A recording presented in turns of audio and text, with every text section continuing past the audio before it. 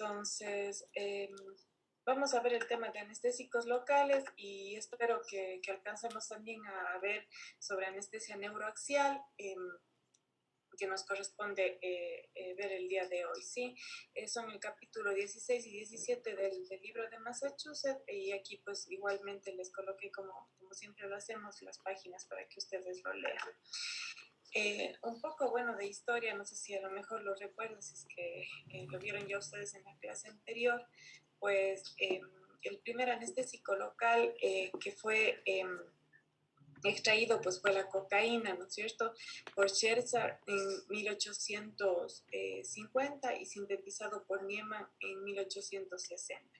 ¿Quién fue el padre de la anestesia local? Para que ustedes lo recuerden, fue Kohler, quien empezó a utilizar la cocaína como un anestésico para oftalmología. Entonces esa fue la primera vez que se utilizó en el hombre, pues, los anestésicos locales, en 1884. No se olviden, el padre de la anestesia local es Kohler, ¿sí? Aquí yo les puse para que ustedes puedan observar los anestésicos locales, pues, y cómo año a año fueron apareciendo, sintetizándose. Últimamente tenemos la levobupivacaína, ¿sí? Y ahora también pues está ahí unos anestésicos locales liposomales también que están saliendo, pero más o menos así han ido saliendo. En nuestro medio pues contamos con la lidocaína, sobre todo en anestesia utilizamos la lidocaína, la bupivacaína y tenemos la levobupivacaína, ¿sí? En cuanto a la estructura de los anestésicos locales, vamos a ver que los anestésicos locales los podemos dividir en tres porciones, ¿sí? Tenemos un radical aromático, que es el polo lipofílico, es decir, a través del cual el anestésico local va a penetrar a través de la membrana lipídica, ¿sí?, para realizar su acción. Tenemos la cadena intermedia, el cual va a unirse al polo hidrofílico, ¿sí?, a través de una cadena de una amina, pues se une a través, se puede unir a un éster en su polo hidrofílico o a una amida en su polo hidrofílico. Entonces vamos a los anestésicos locales vamos a dividir en dos grupos, en los grupos ésteres y los grupos amidas, ¿sí?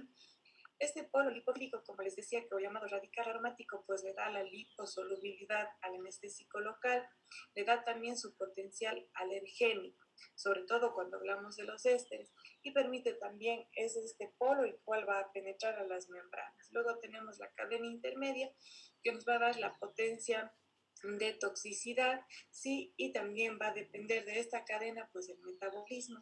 Cuando hablamos de las amidas, el metabolismo va a ser hepático. Y en el caso de los ésteres, su metabolismo va a ser a través de la colinesterasa plasmática, ¿sí? Luego tenemos el polo hidrofílico, que es donde vamos a tener el grupo amina, sea este un éster o amida, ¿sí? Esta pues va a ser el polo hidrofílico, el cual va a tener mucha influencia del pK y del pH y va a dar la duración del efecto, ¿sí? Por ejemplo, en el caso de los grupos de ésteres, realmente su vida media es muy corta, ¿sí? Más o menos de 1 minuto, ya que su metabolismo se da a nivel de la colinesterasa plasmática, mientras que en la vida media de los amidas tenemos que más o menos de 2 a 3 horas, ¿sí?, cuyo metabolismo es a nivel hepático. ¿Ya? Entonces estamos claros, pues tenemos un radical aromático que a través de una cadena intermedia pues se une a un grupo amina, sea este un grupo éster o un grupo amida, ¿sí? Entonces, para que ustedes nuevamente y tengan presente, las amidas pues se metabolizan a nivel hepático a través del citocromo P450. Por eso su vida media va a ser más larga que los ésteres, que se metabolizan a nivel de la pseudocolinesterasa plasmática. Una diferencia también de los ésteres y las amidas es que los ésteres sí tienen, las amidas casi no vamos a ver nosotros alergias a las amidas, a los ésteres sí, porque esos contienen este compuesto que es el PABA, que es el ácido paraminobenzoico, que tiene un gran potencial alergénico, ¿sí? Entonces, dentro de su clasificación, pues, como ven ustedes, de acuerdo a su estructura química, pues se clasifican en amidas y en ésteres, ¿sí? Dentro de las amidas nosotros tenemos la lidocaína, la pilocaína, la mepivacaína, verticaína, ropivacaína, bupivacaína, etidocaína y dibucaína. Aquí en anestesia, pues nosotros vamos a contar, ¿no es cierto?, con la lidocaína, tenemos con la bupivacaína, sí, dentro de lo que son las amidas y un isómero de la bupivacaína que, como les decía, de un inicio en la historia, que es la levobupivacaína. Algunos de estos fármacos no hay en nuestro país, por ejemplo, la ropivacaína es un buen anestésico local, sí, pero no, en nuestro país no existe la ropivacaína, ¿sí? En caso de los ésteres, pues como les había dicho, el primer anestésico local sintetizado fue la cocaína, ¿sí? Aquí tenemos también la benzocaína, la procaína, la cloroprocaína y la tetracaína. Para que ustedes puedan identificar a cada uno de estos, porque miren que es muy fácil confundirse entre uno y otro, ¿no es cierto? Hay una mnemotecnia que ustedes pueden utilizar, que si nos fijamos entre las amidas y ésteres, las amidas tienen dos is, miren, lidocaína tiene dos is, lilocaína dos is, mientras que en las amidas van a haber dos is. En los ésteres, en cambio, una sola i, miren, cocaína, benzocaína, procaína, tienen una sola I, ¿sí ven? Entonces, más o menos una mnemotecnia para que ustedes vean que tienen dosis son amigas. Sí, para que son. Entonces, ¿cuál es el mecanismo por el cual actúan los anestésicos locales? El mecanismo como actúan los anestésicos locales, pues es bloqueando la propagación del potencial de acción en la membrana neuronal. Sí, principalmente en qué canales actúan, en los canales de sodio, porque también se ha visto que actúan en los canales de calcio y potasio, pero principalmente en los canales que van a estar actuando, que son en los canales de sodio. Y como les decía, pues principalmente actúan en el potencial de acción, evitando que se llegue al nivel umbral. Al bloquear los canales de sodio, ¿qué es lo que pasa? Evita que el sodio entre, ¿no es cierto?, que se llegue al nivel umbral y se dé la despolarización. Entonces, en el potencial de acción, no actúa en el potencial de reposo, ¿sí? Entonces, justamente al bloquear este canal de sodio, pues evita que se llegue al nivel umbral y evita la despolarización, ¿sí?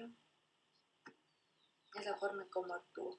Ahora, los anestésicos locales, pues no, en el momento que van a actuar en las diferentes fibras nerviosas, pues no lo hacen de igual al mismo tiempo, ¿sí? Esto va a depender de la cantidad de mielina a fibra. Se dice que las fibras que se van a bloquear en primer lugar son las fibras más pequeñas, ¿sí? Y si nos acordamos, pues, de los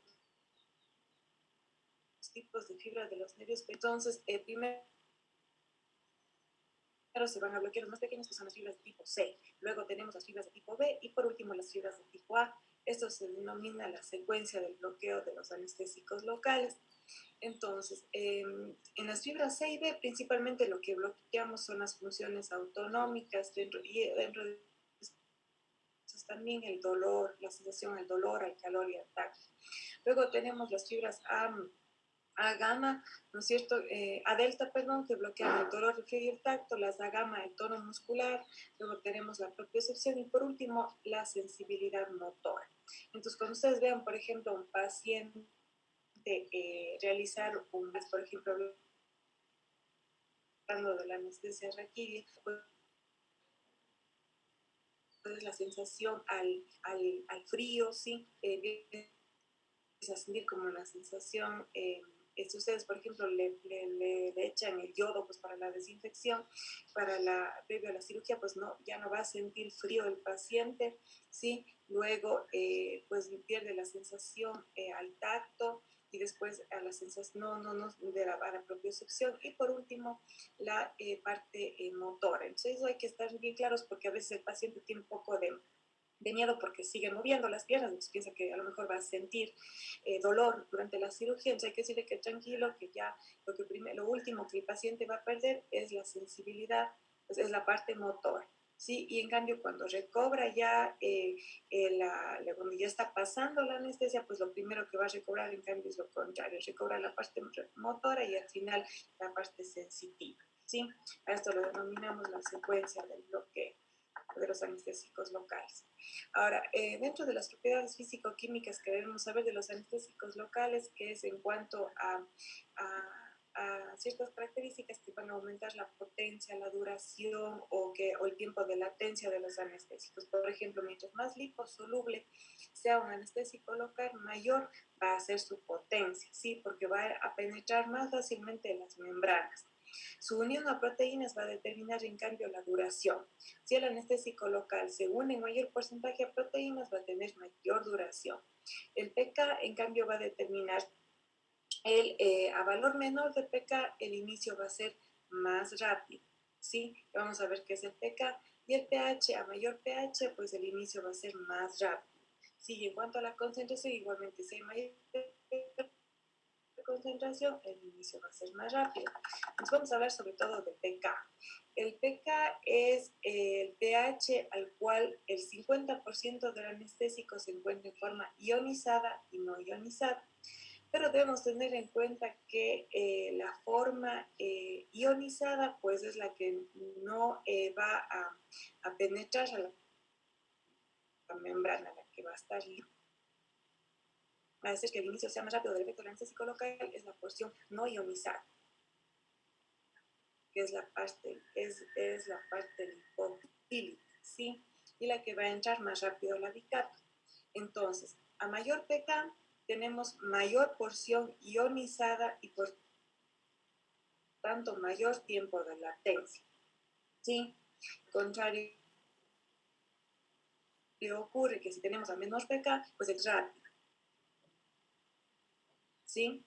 Por ejemplo, yo les digo aquí, en el caso de la lidocaína tiene un pK de 7.9 comparado con la bupivacaína 1. Es decir, a mayor pK la latencia va a ser mayor, es decir, el tiempo de latencia es el tiempo que demora el fármaco en actuar. Entonces, por ejemplo, la lidocaína tiene 7.9, el tiempo de latencia, miren, va a ser más bajo que la bupivacaína, que tiene un pK más alto, ¿sí? Porque a mayor pK, mayor fracción no ionizada, la fracción lipofílica. No sé si es que les quedó claro o tienen alguna pregunta. Doctora, dijo que a mayor pK, mayor porción no ionizada. Sí. No ionizada. Porción ionizada. ¿Sí? Miren, aquí en este cuadrito que ustedes tienen, a mayor pK, mayor porción ionizada. Lo que les quería recalcar es que, miren, la porción que ingresa más rápido a la bicapa es la no ionizada, es decir, la lipofílica. Pero cuando ustedes hablan de que a mayor pK, ustedes van a tener mayor porción ionizada, es decir, la porción que no va a atravesar tan rápido la bicapa y por tanto va a haber mayor tiempo de latencia. Lo que les recalque al final es que ustedes recuerden y diferencien que la porción no ionizada es la más lipofílica y la ionizada es la que no es tan lipofílica. A eso me referí. Ya, doctora, gracias. ¿Sí me entienden? Claro, ya. Entonces, como les decía, mayor pK, mayor porción ionizada. Acuérdense que la no ionizada es la lipofílica que atraviesa más rápido, la ionizada no atraviesa rápido. Por eso, mayor pK, mayor ionizada, mayor tiempo de latencia. ¿Sí? Que ustedes ven aquí la diferencia. Menor pK, menor tiempo de latencia. Mayor pK, mayor tiempo de latencia. ¿Sí? Vamos en cuanto a la relación, en cambio, con el pH. Decíamos nosotros que a mayor pH, en cambio, va a ser menor el tiempo de latencia. ¿Por qué?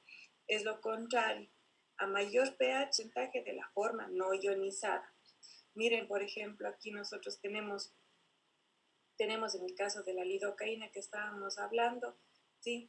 Miren cómo a medida que cambia el pH aumenta el porcentaje de la porción no ionizada. En el caso de la bupivacaína, igualmente a mayor pH, la porción no ionizada, ¿sí? Es lo contrario que el pK. En el pK, mayor porción ionizada. En el caso del pH, a mayor pH, mayor porción de la forma no ionizada. No sé si estamos claros también con esta parte. ¿Alguna pregunta? Creo que quedamos claro la relación con el pH y el pK. Ahora, en cuanto a las proteínas, nosotros decíamos que lo que va a determinar la unión de las proteínas, el anestésico local a las proteínas, es el porcentaje de unión a esto, ¿no es cierto? Por ejemplo, en el caso de la lidocaína, tenemos que se une el 60% a proteínas y la bupivacaína el 95%. Es decir, que si es que se une a más porcentaje, entonces la duración de acción va a ser mayor. Miren que la lidocaína que se une al 60% tiene una duración intermedia y la bupivacaína que se une al 95% tiene una duración prolongada. ¿Sí? Ahora, ¿qué factores van a influenciar fisiopatológicos afectan al bloqueo neural? ¿Sí? Uno de esos factores pues, es la disminución del gasto cardíaco. ¿Sí? Eso puede ver afectado el metabolismo de los anestésicos locales y por tanto puede afectar a la, reducir la depuración plasmática y por tanto aumentar la concentración plasmática y el potencial de toxicidad de los anestésicos locales. También la hepatopatía grave y la nefropatía pueden, en el caso de la hepatopatía, sobre todo afectar a los grupos de tipo amida de anestésicos locales, pues a los ésteres no tanto porque no depende su metabolismo del hígado, ¿no es cierto? La nefropatía no afecta mucho al bloqueo por los anestésicos locales, ¿sí? ¿Qué más se puede ver afectado? El metabolismo de los anestésicos locales son la actividad reducida de la colinesterasa, sí, que puede estar dada en neonatos o también en embarazadas, sí, que sobre todo al disminuirse esta actividad de esta enzima, lo que principalmente se va a ver afectado es el metabolismo de los ésteres, ¿sí? Por otro lado, la acidosis fetal. ¿Qué puede provocar la acidosis fetal? Que los anestésicos locales que pasan de la madre al feto sufran en el feto un atrapamiento y puedan provocar y afectar la toxicidad en el feto, ¿sí? En otras patologías en las cuales nosotros vamos a ver afectados el bloqueo neural, pues es el sepsis, el cáncer y la isquemia cardíaca, ya que ahí vamos a ver nosotros elevados una proteína de unión que es la glucoproteína ácida alfa 1, que puede disminuir la concentración de los anestésicos locales libres, ¿sí? Ahora nosotros vamos a ver cuando veamos las presentaciones de los anestésicos locales que muchos vienen, como por ejemplo las sales clorhídridas, pues promueven la ionización del anestésico local, ¿sí? Mientras que también otros contienen conservadores antimicrobianos para evitar en cambio la contaminación, sobre todo de aquellos frascos que son multidosis. Es presente que estos que contienen estos conservadores antimicrobianos no son para, esos fármacos no deben ser usados a nivel espinal, ya que pueden ser neurotóxicos, ¿sí?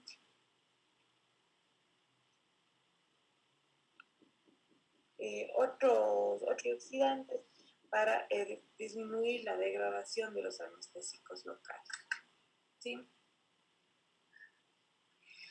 Otras combinaciones que se hacen pues de los anestésicos locales puede ser que por ejemplo sean combinaciones de anestésicos locales entre sí, por ejemplo bupivacaína con lidocaína. ¿Por qué hago estas mezclas? Para acelerar el inicio y darle larga duración.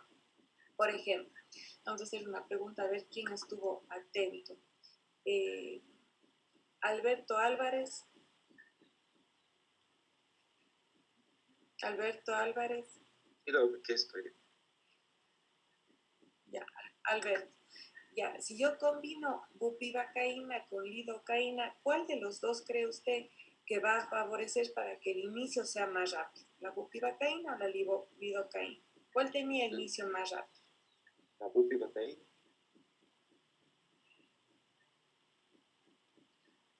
No le escucho muy bien. La bupivacaína. Alberto. A ver, Sí, alguien que me pueda explicar. ¿Quién tenía el PK? Voy a mostrarles nueva, les había explicado. Doctora, ¿no sería la lidocaína porque tenía el PK más bajo? Ya, ¿por qué la lidocaína? tenía el pK más bajo, entonces la Ya. porción ionizada era... Exactamente. Es lo que yo les decía. Miren, la lidocaína tiene, exactamente, mayor pK, mayor ionizada, pero la lidocaína tiene menos pK. Entonces, tiene menos pK, tiene más porción no ionizada, ¿no es cierto? Y por tanto la latencia es baja, es decir, actúa más rápido. Entonces, si mezclo la bupivacaína con la lido, la que le va a dar inicio más rápido va a ser la lidocaína. ¿Y cuál le va a dar larga duración? ¿Qué era lo que marcaba? ¿Qué propiedad de los anestésicos locales le daba la duración? Las proteínas. Las proteínas. Entonces, ¿cuál duraba más? ¿La bupivacaína? La bupivacaína. La bupivacaína o caína. Ya, entonces, si yo mezclo la lidocaína con la bupi, mi objetivo va a ser que la lidocaína me dé un inicio rápido y la bupivacaína me aumente la duración, ¿ya? Tenemos también que para prolongar la duración también se utilizan otros compuestos, por ejemplo, se puede añadir epinefrina. No sé si ustedes han visto, por ejemplo, presentaciones de lidocaína con epinefrina, es un frasquito rojo, ¿sí? Lidocaína con epinefrina, o tenemos la lidocaína sin epinefrina, que es este frasquito que yo les había puesto acá, que es este frasquito azul. Viene uno de tapita roja, que en cambio viene añadido epinefrina. ¿Con qué objetivo se añade la epinefrina? Porque la epinefrina prolonga la duración, disminuye la toxicidad. ¿Por qué? Porque hace un cambio de pH y provoca vasoconstricción, entonces el anestésico local se absorbe más lentamente, por lo que prolonga la duración. Además, por esa vasoconstricción que provoca, disminuye el sangrado, lo que facilita asimismo para el cirujano poder observar durante la cirugía el sitio de la cirugía, ¿no es cierto? Y por otro lado, también se utiliza epinefrina para detectar inyecciones intravasculares. Como ustedes saben, o cuando han visto, cuando nosotros vamos a inyectar anestésico local, siempre absorbemos antes de inyectar. ¿Por qué? Porque puede haber riesgo de que ese anestésico local se vaya a algún vaso y se provoque toxicidad por anestésicos locales. Ya vamos a ver al final de qué se trata esto. Entonces, ¿qué pasa cuando yo añado la epinefrina al anestésico local? Si yo me voy intravascular, ¿qué va a pasar con el paciente? Se va a manifestar con aumento de la frecuencia cardíaca, entonces yo voy a poder detectar que estoy intravascular, entonces que no tengo que seguir inyectando en ese sitio porque estoy intravascular. Eso nos permite detectar estas inyecciones no advertidas. Lo que sí debemos saber es que no debemos inyectar en áreas de poco flujo, como son, por ejemplo, los dedos, la nariz, y de flujo terminal, y también el pene. Y tenemos que tener también precaución en pacientes cardiópatas, también el uso de la epinefrina, porque como se saben puede aumentar la presión, puede aumentar la frecuencia cardíaca. Algunas cardiopatías no va a ser favorable, ¿sí? Otro fármaco que también se puede añadir es la fenilefrina, que es un alfa-2, es un agonista alfa-2, ¿sí? Aunque no se ha visto que sea mejor que la epinefrina, ¿sí? Otro compuesto que ustedes van a ver que añadimos siempre en la opioide, generalmente nosotros usamos para mejorar la analgesia, es el fentanilo, pero también se podría colocar, por ejemplo, morfina y todo junto con el anestésico local para mejorar la analgesia, ¿sí? Otro compuesto que se puede también utilizar junto con los anestésicos locales es el bicarbonato de sodio, porque aumenta el pH y asimismo incrementa la fracción no ionizada, ¿sí? Acuérdense que mayor pH era lo contrario del pK, ¿no? Entonces, mayor pH aumenta la fracción no ionizada y por tanto disminuye el tiempo de latencia, ¿sí? También la meperidina puede usarse incluso como anestésico único en anestesia local, ¿sí? Sin embargo, como les decía, nosotros no contamos aquí con la meperidina. Algo que no esté en el libro de Massachusetts, pero es importante que ustedes sepan, no encontré el sitio, aquí en ese capítulo no les da las dosis, ¿sí? Por ejemplo, cuando nosotros estudiamos anestesia general, nosotros hemos visto unas dosis por kilo de peso, ¿no es cierto?, de los fármacos. En cambio, aquí ustedes cuando, por ejemplo, hagan bloqueos, sobre todo a nivel peridural y bloqueos de medios periféricos, van a utilizar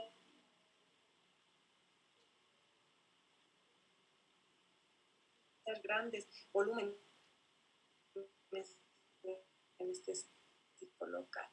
Entonces, ahora recuerden que cuando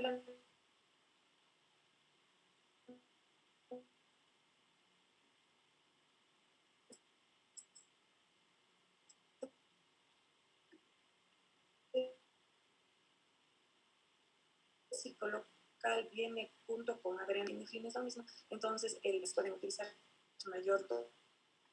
Doctora, perdón que le interrumpa, no sé si soy solo yo o qué, pero no se le escucha, que ahorita se está cortando bastante.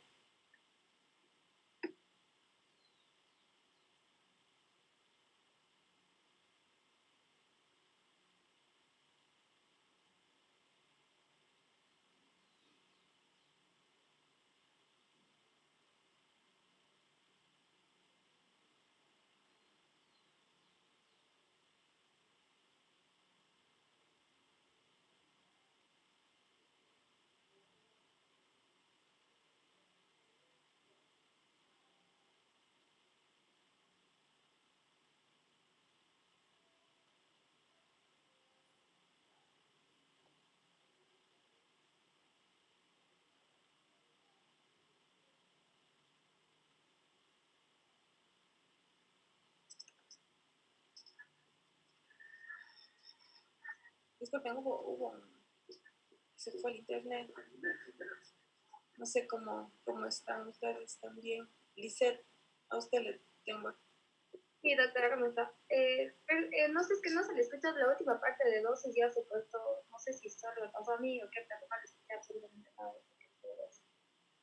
Sí, parece que fue a nivel medio general esto del internet, porque mi hijo también está en clases y también se les fue a ellos el internet.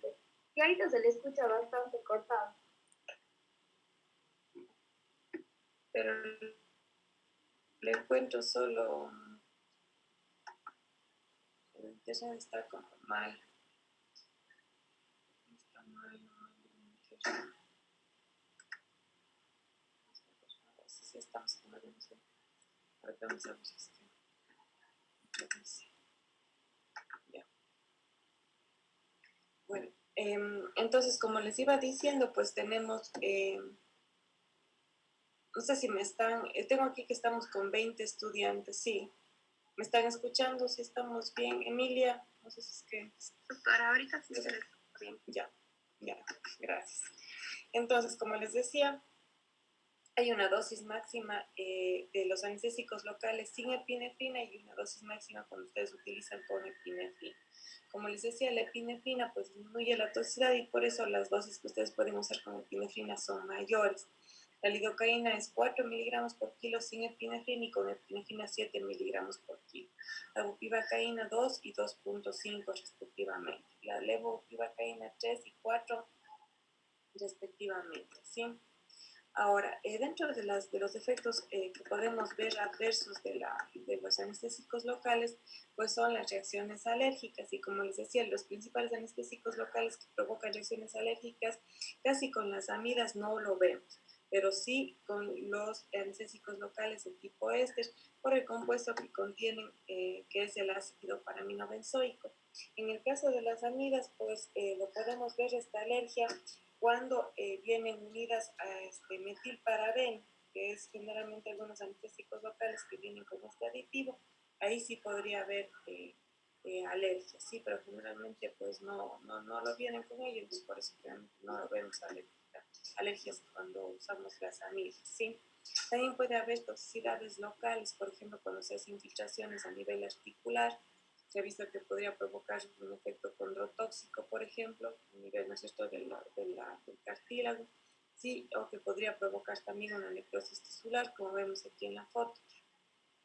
Otros problemas de toxicidad puede ser la neurotoxicidad, ¿no es cierto?, que puede provocar síntomas neurológicos, y tenemos también, por el uso de antioxidantes, también algunos otros tipos de efectos que podría provocar, y esto puede durar estos síntomas neurológicos más o menos 1 a 4 semanas, ¿sí? También existe este síndrome de dolor posanestesia espinal, que ustedes ven aquí el síndrome de dolor posanestesia espinal, que se provoca como unificación radicular, pero igual puede durar unas cuantas semanas y se autolimita, se caracteriza por dolor y parestesias en las nalgas y piernas después de la anestesia raquible, ¿sí? Lo bueno es que es autolimitante, más o menos estos síntomas pueden durar entre 1 a 4 semanas y luego desaparece. Ya, otro efecto de los anestésicos locales que yo les decía, sobre todo se da por esa inyección inadvertida a nivel intravascular, es la toxicidad sistémica por anestésicos locales. ¿Sí? Generalmente eso tiene una frecuencia de entre 7.5 a 20 por cada 10.000 procedimientos que se hacen. ¿Sí? Y como ustedes pueden ver, pues puede darse por diferentes procedimientos anestésicos, por hacer un bloqueo caudal, un bloqueo braquial, axilar, interescalénico, supraclavicular, epidural. Y como ven, en los cuales en más nosotros podemos tener, pues es en el epidural y en el bloqueo braquial, que a veces ya que está cerca de muchos de grandes vasos y podría darse esta inyección inadvertida del anestésico local. ¿Sí? Ahora, ¿cómo podemos evitar esta toxicidad sistémica? Mediante la aspiración previa, como les decía, siempre ir aspirando para ver que no salga sangre y que no estamos en un vaso, mediante el uso de la epinefrina. ¿Por qué decíamos que es importante mediante el uso de la epinefrina? ¿En qué nos ayuda Fernanda Pacheco? ¿En qué nos ayuda a poner la epinefrina? ¿Cómo no? ¿Para qué nos ayuda en la toxicidad por anestésicos locales? Lo que usted nos dijo, doctora, era que mejoraba, o sea, que la epinefrina hacía que sea menos tóxica cuando le juntamos con lidocaína, ¿verdad? Ya, y la dosis, ¿y qué más se podía hacer con la epinefrina en cuanto a lo siguiente que dice la dosis de prueba? Lo de la vasoconstricción, no sé si se refiere a eso. No, si es que, por ejemplo, nosotros estamos intravascular, ¿qué va a provocar la epinefrina? Ah, si damos intravascular, vasoconstricción. Aquí, claro, vasoconstricción, pero si se va intravascular la epinefrina, ¿qué provoca? La epinefrina, taquicardia. La epinefrina Sí, claro. provoca taquicardia. Entonces, a esto se refiere la dosis de prueba. Colocar una dosis, por ejemplo, si es una peridural de 3 ml de lidocaína con epinefrina, si vemos taquicardia, pues decimos estamos intravascular, entonces nos retiramos de ese espacio y no lo inyectamos ahí, porque sabemos que estamos entonces tal vez intravascular. ¿Sí? Otra cosa que podemos hacer para evitar la toxicidad de anestésicos locales es enviar volúmenes incrementales. Es decir, por ejemplo, si tenemos que colocar en el bloqueo braquial, como les decía, que se utiliza generalmente 20 ml de anestésico local, no colocarlo de un solo golpe, esos 20 ml, sino, por ejemplo, ir de 4 ml y aspirando, 4 ml y aspirando, así de manera sucesiva. ¿Para qué? Porque a veces puede moverse la aguja y puede decir que a lo mejor ya se fue intravascular y mandamos todo ese volumen de anestésico local intravascular y provocamos toxicidad de anestésicos locales. Y otra recomendación para evitar toxicidad de anestésicos locales es colocar la dosis máxima. ¿Sí? Por ejemplo, en el caso de la lidocaína, como les decía, no sobrepasar. Si es sin epinefrina, pues 4 miligramos por kilo. ¿Sí? Y si es con epinefrina, no sobrepasar los 7 miligramos por kilo. Ya. Luego tenemos dentro de los síntomas por toxicidad de anestésicos locales, pues tenemos que las reacciones sistémicas son raras, pero si en caso se llegan a dar, puede ser un desenlace realmente fatal en el paciente, ¿sí? Generalmente suele darse, como les decía, por la inyección intravascular y principalmente las manifestaciones que vamos a ver son a nivel del sistema nervioso central y a nivel del sistema cardiovascular. El sistema nervioso central, pues vamos a ver primero en el paciente, cuando la concentración es todavía baja, que el paciente empieza a presentar vértigo, somnolencia, sabor metálico, intranquilidad, entumecimiento perioral. Ya cuando va subiendo la concentración, vamos a ver taquicardia, confusión, agitación, disartria, contracciones musculares, convulsiones y ya cuando es realmente la dosis ya muy alta, pérdida de conciencia, coma y paro respiratorio. Y en el caso a nivel cardiovascular, pues vamos a ver hipertensión, arritmias y ya cuando es una concentración alta, hipotensión, bradicardia, asistol y puede terminar en el paro cardíaco. ¿Sí? Vamos a ir explicando solamente un poco de la toxicidad sistémica a nivel del sistema nervioso central, pues generalmente se da por el bloqueo de fibras inhibitorias y liberación de glutamato. Como les decía, los signos tempranos es que el paciente empieza a presentar un sabor metálico, entumecimiento perioral, mareo y tinnitus. Y ya tardío, pues fasciculaciones, temblor, crisis convulsivas y coma. En cuanto al nivel cardiovascular, que principalmente su toxicidad se ve por el bloqueo de los canales de sodio y porque disminuye la despolarización de las fibras de Purkinje. Entonces vamos a ver nosotros un PR largo y un aumento del QRS. Y ya sus manifestaciones tardías pues son bradicardia sinusal y asistolia. Si nosotros podemos aquí clasificar cuál es el más cardiotóxico, es la bupivacaína. Después viene la lidocaína. Ya, nuevamente para recordarles la prevención, no se olviden que es prevenir la sobredosificación, es decir, manejar solo esa dosis máxima, hacer una monitorización básica, o sea, siempre, a pesar de que queramos hacer una raquidia y el paciente vaya a estar despierto o un bloqueo, siempre monitorizar al paciente para detectar inmediatamente cualquier, por ejemplo, signo de toxicidad cardiovascular, etc. Siempre aspirar previamente para ver que no estemos en un vaso, enviar la dosis de prueba con epinefrina que les había dicho y fraccionar las dosis, no mandar el solo bolo de golpe, ¿sí? Dentro del manejo inicial, si estamos frente a una toxicidad por anestésicos locales, pues vamos a hacer primero un manejo de la vía aérea, administrando oxígeno al 100%. Podemos tratar las convulsiones con benzodiazepina, ¿sí? RCP si es necesario, tratar las arritmias si es necesario, sí, a veces puede ser necesario un bypass cardiopulmonar, en el cual nosotros tengamos que extraer toda esa sangre que está con anestésico local, pero el tratamiento principalmente que se suele dar es con emulsiones lipídicas al 20%, es como decirles el antídoto para la toxicidad por anestésicos locales, ¿sí? Durante la reanimación, si el paciente les cae en paro por anestésicos locales, debemos evitar el uso de la lidocaína, ¿sí? Que generalmente nosotros lo utilizamos para la taquicardia, ¿no es cierto? Utilizamos la lidocaína, pero aquí no debemos usar, porque justamente estamos hablando de una toxicidad por anestésicos locales. Debemos evitar los beta bloqueantes, antagonistas de los canales de calcio, y evitar hasta altas dosis de epinefrina de más de 1 microgramo por kilo. Normalmente en reanimación nosotros utilizamos más que esa dosis, ¿sí? Pero cuando es por anestésicos locales no utilizamos más de 1 microgramo por kilo porque incrementa la acidosis, ¿sí? Ahora, ¿cómo actúan las emulsiones lipídicas con los anestésicos locales? ¿Sí? Como ustedes saben, el anestésico local se unía a la radicapa lipídica en su porción lipofílica. Entonces, ¿qué hace el anestésico local? Se une a esta emulsión lipídica y forma como una interfase lipídica y entonces es como que la emulsión lipídica le atrapa al anestésico local, ¿sí? Otra función que se dice que hacen estas emulsiones lipídicas es entregar ácidos grasos a nivel mitocondrial y recuperar la producción energética a nivel de la mitocondria. Otra acción que se dice que hace es activación de los canales de calcio y sodio, que a veces también se encuentran bloqueados por el anestésico local, disminuyen la acidosis tisular, disminuyen la producción de CO2, ¿sí? Y se dice que los más eficaces de las emulsiones lipídicas a utilizar son los triglicéridos de cadena larga. Entonces ustedes pueden ver aquí, por ejemplo, el algoritmo que se sigue frente a una toxicidad por anestésicos locales. ¿Qué es lo que se hace? Por ejemplo, dentro de los emulsiones lipídicas al 20% se encuentra el intralipida al 20%, ¿sí?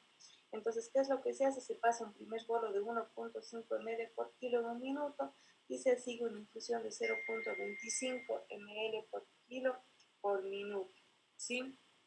Y si es que el paciente no responde, pues nos va a tocar, podemos repetir los bolos cada 3 y 5 minutos.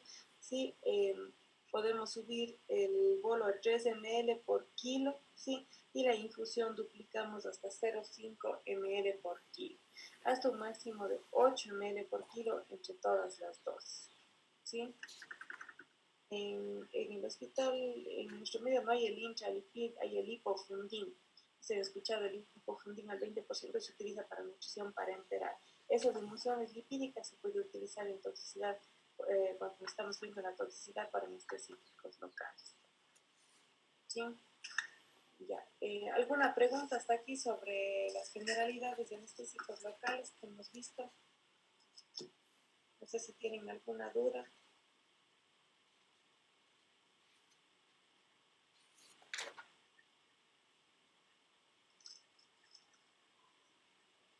Si yo les pregunto el antídoto de los anestésicos locales, entonces ustedes me tendrían que decir las emulsiones lipídicas, ¿sí?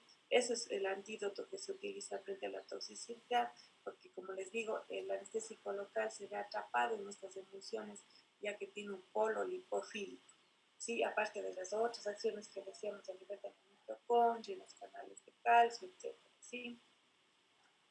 Ya. Ahora, la anestesia neuroaxial, como habíamos dicho, cuando habíamos hablado de las generalidades en anestesia, pues cuando hablamos de anestesia neuroaxial, hablamos de la anestesia raquídea y anestesia peridural, ¿sí? Entonces, algo importante que ustedes ya lo saben, pues tanto para la anestesia general como para la anestesia raquídea, es importante que ustedes hagan una visita para anestesia, una valoración prequirúrgica del paciente, ¿sí? Donde vean todas las comorbilidades del paciente, ¿no es cierto? Le expliquen al paciente que le van a dar la anestesia raquídea y que el paciente va a estar despierto, porque principalmente el paciente debe aceptar este tipo de anestesia. Recuerden que los pacientes son muy ansiosos y no les gusta pues estar despiertos. Tienen que explicarle al paciente, ¿sí? Sino que pues había otra opción que sería la anestesia general, ¿sí? Tienen que examinar bien el área a bloquear, ya que si por ejemplo el área a bloquear, por ejemplo hay algún sitio infeccioso, pues estaría contraindicado hacer una anestesia raquídea, porque llevarían toda la infección a nivel subaracnoideo, podría provocar meningitis. Observar también el área a bloquear, tal vez cicatrices de cirugías anteriores, de columna, etcétera. Nos tienen que analizar ustedes a nivel lumbar, por ejemplo, si es el sitio ahí donde el bloqueo donde ustedes van a realizar, ¿sí? Vamos también a ver signos de síntomas de sangrado anormal, ¿sí? Y revisar si el paciente está con algún medicamento anticoagulante, ya que, que esto podría provocar un riesgo de producir un hematoma a nivel epidural, por ejemplo, ¿sí? Solo les pongo un ejemplo. En el caso de la enoxaparina, que es un anticoagulante de bajo peso molecular, nosotros tenemos que suspender 12 horas antes de realizar una anestesia raquídeo peridural, ¿sí? Porque si no, podríamos provocar un hematoma. Otra cosa, el consentimiento informado, que como les digo, pues el paciente tiene que aceptar la anestesia raquídea. Si el paciente no desea, pues esa es una contraindicación absoluta y no se le puede obligar, ¿sí? A pesar de que se le explica todos los riesgos. Y como ustedes saben, la anestesia raquídea y peridural siempre tiene menor morbilidad que la anestesia general. Si a pesar de que se les indica todos los beneficios, el paciente no desea, pues no lo podemos obligar, ¿sí? Por otro lado, igual el paciente tiene que estar, como para toda anestesia, monitorizado antes y con un acceso intravenoso. Ya, otra cosa que debemos recordar también es los niveles segmentarios para la cirugía, ¿sí? Solo para que ustedes lo recuerden, pues es importante el conocimiento de todas las distribuciones sensitivas, motoras y autonómicas de los nervios espinales. Entonces, con esto solamente para que recuerden la distribución dermatómica, ¿no es cierto? T4 más o menos está pasando por las tetillas, ¿no es cierto? Tenemos T10 a nivel del ombligo, T7 a nivel del apéndice sifoides. Es importante, ¿por qué? Porque ustedes, por ejemplo, dependiendo del tipo de cirugía, ustedes con anestesia raquídea tienen que tratar de llegar a estos dermatomas. Sí, aquí les pongo este cuadrito. Ustedes, si tienen en el libro, pues les indica los dermatomas de acuerdo al tipo de cirugía. Por ejemplo, para una cadera, ustedes tienen que llegar al menos el bloqueo a nivel de T10. ¿Sí? Por ejemplo, si son en el caso de cirugías de extremidades inferiores a nivel de T6, otras cintas abdominales a nivel de T4, ¿sí? Entonces ustedes tienen que ir, en el momento que hacen el bloqueo, pues ir probando en qué dermatoma ustedes están, de acuerdo al tipo de cirugía, ¿sí? Para, como les decía, las contraindicaciones absolutas son que el paciente no desee, la falta de consentimiento. Por otro lado también, pues la dermatitis o una infección cutánea en el sitio de punción. Porque ustedes, si es que introducen ahí la aguja, pues llevan toda esa contaminación hacia el espacio subaracnoideo, pueden provocar meningitis, etc. Luego tenemos la hipovolemia intensa, pues también sería una contraindicación absoluta, porque durante el bloqueo pues hay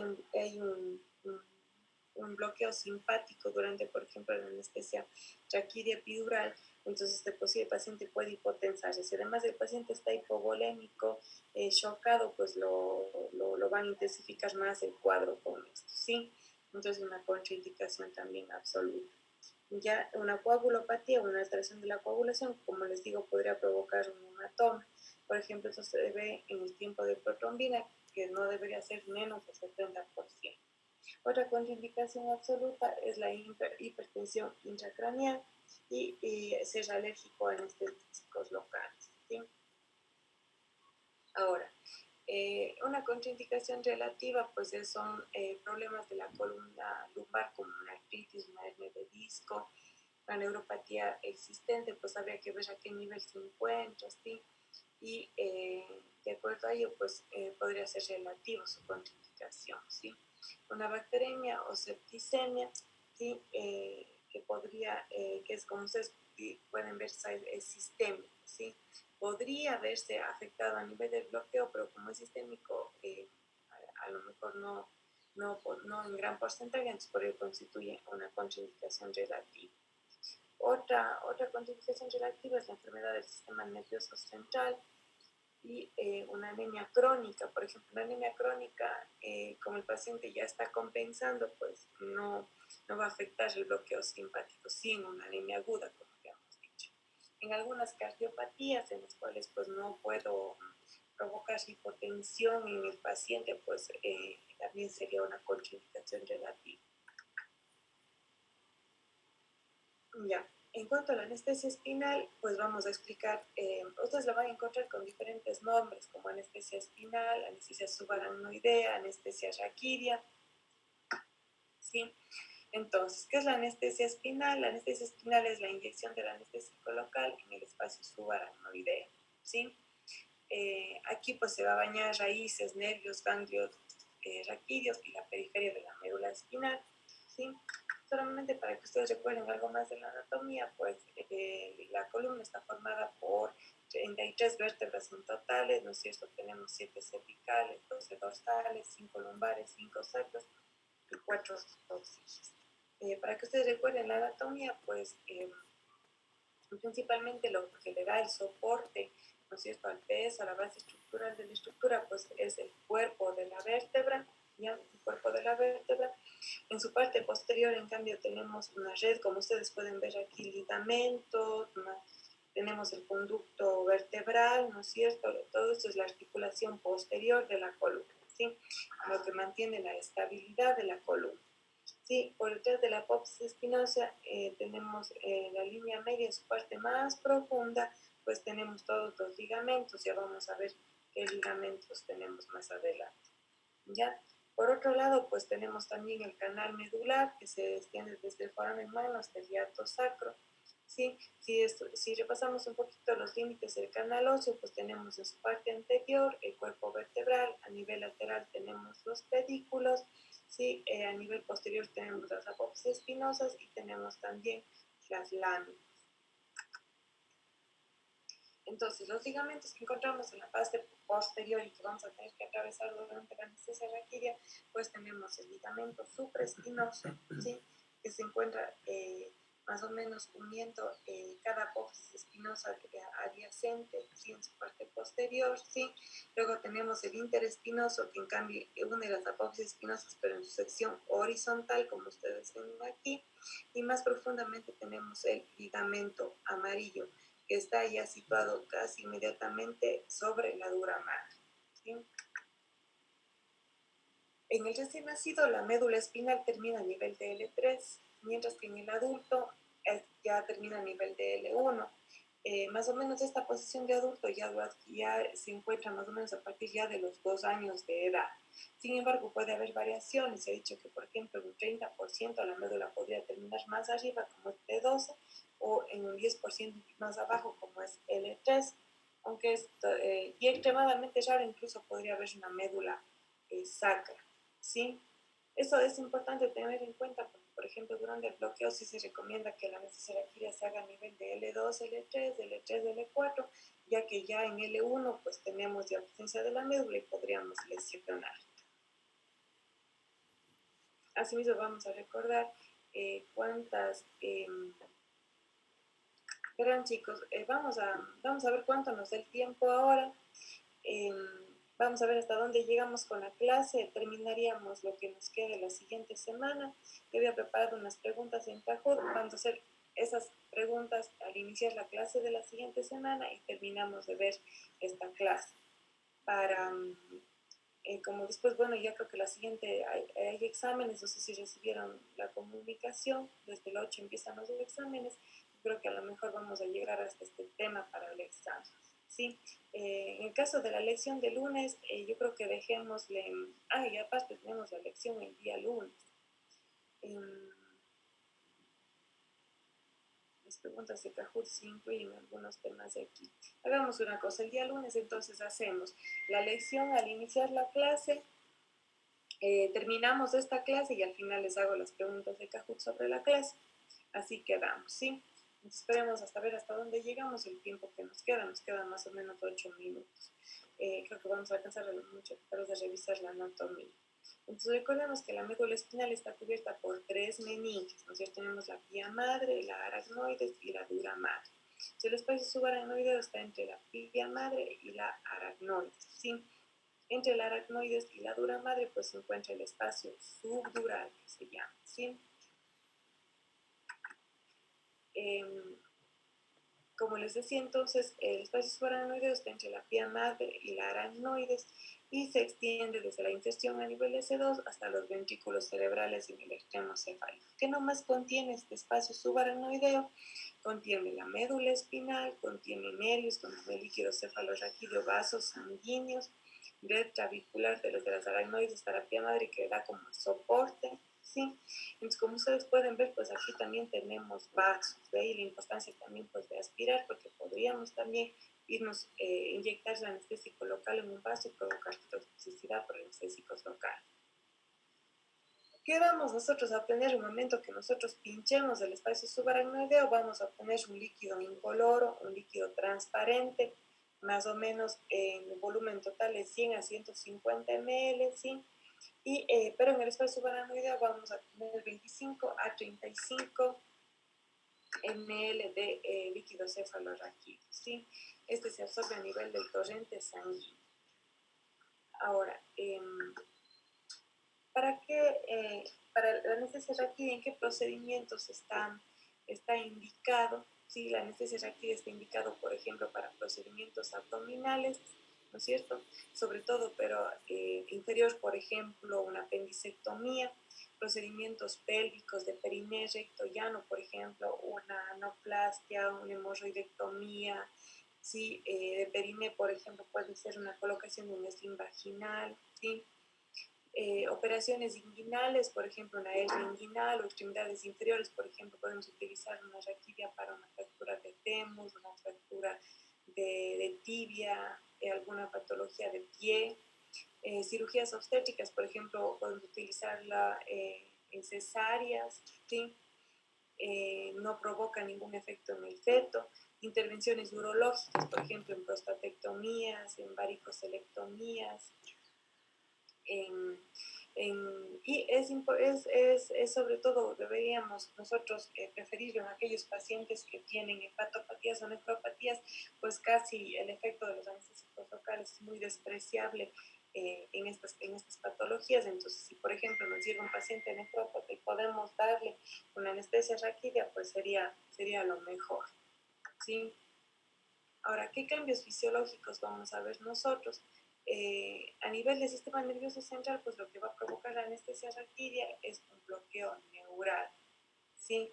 Va a provocar un bloqueo autonómico, un bloqueo sensitivo y también un bloqueo motor, ¿sí? A nivel cardiovascular, como provoca un bloqueo simpático, pues yo les decía, vamos a observar hipotensión, vamos a observar bradicardia, disminución del gasto cardíaco, ¿sí? Por eso les decía pues, que no está indicado en aquellos pacientes con una hipovolemia aguda, con una anemia aguda, porque podría provocar más hipotensión si el paciente está chocado. En ese caso, pues tendríamos que dar una anestesia general. A nivel respiratorio, pues más bien puede provocar compromiso en los pacientes siempre y cuando el nivel al que lleguemos, por ejemplo, sobre todo hay compromiso cuando nosotros llegamos a un nivel de T4, ¿sí? Ahí sobre todo puede verse ya un poquito más afectada la parte respiratoria. Efectos viscerales, pues a nivel de la vejiga puede provocar un bloqueo a nivel de S2 y S4 y provocar una atonía a nivel de la vejiga y un globo vesical.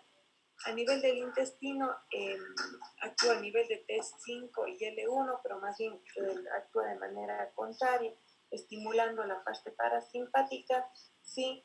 Y más bien acelerando el peristaltismo y más bien evitando el hilio en el postoperatorio, más bien en ese sentido nos favorece, ¿sí? A nivel neuroendógeno, pues hace un bloqueo simpático suprarrenal porque disminuye la respuesta al estrés, ¿sí? Provoca vasodilatación a nivel periférico, pero por ello podría haber riesgo de hipotermia, ¿sí?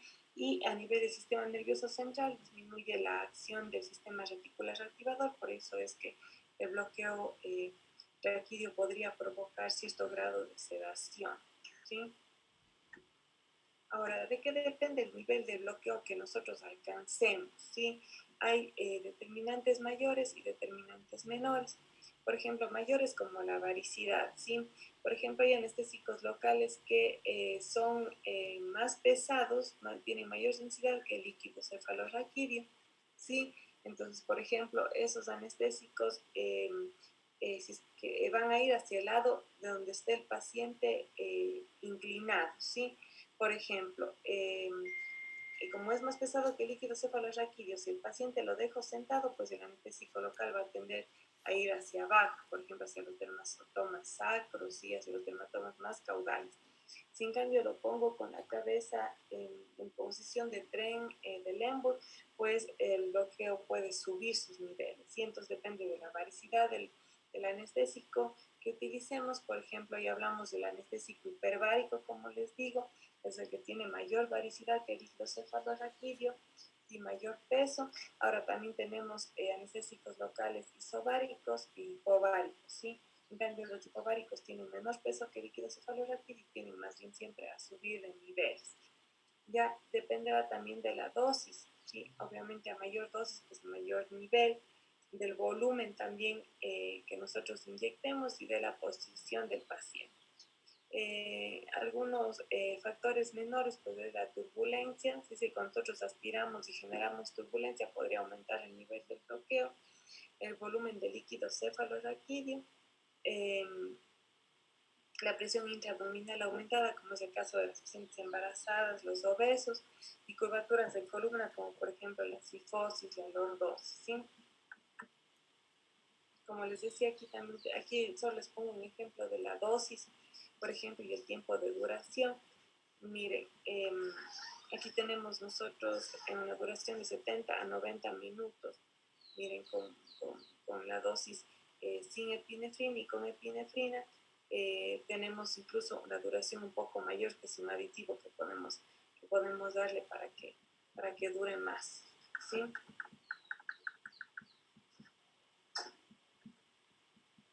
Dentro de las complicaciones que podemos ver con la anestesia raquídea, entonces una de ellas es la hipotensión, ¿sí? La hipotensión que por el bloqueo simpático, como les había dicho. ¿Cómo tratamos esto? Con vasopresores, ¿no es cierto? En este caso, por ejemplo, como nosotros utilizamos es la efedrina en dosis de 5 a 10 miligramos, ¿sí? Ya que genera vasoconstricción y eleva el gasto cardíaco. Ahorita ya nos quedan menos de un minuto. Yo creo que nos quedamos ahí y vamos entonces desde la siguiente clase a ver desde lo que corresponde a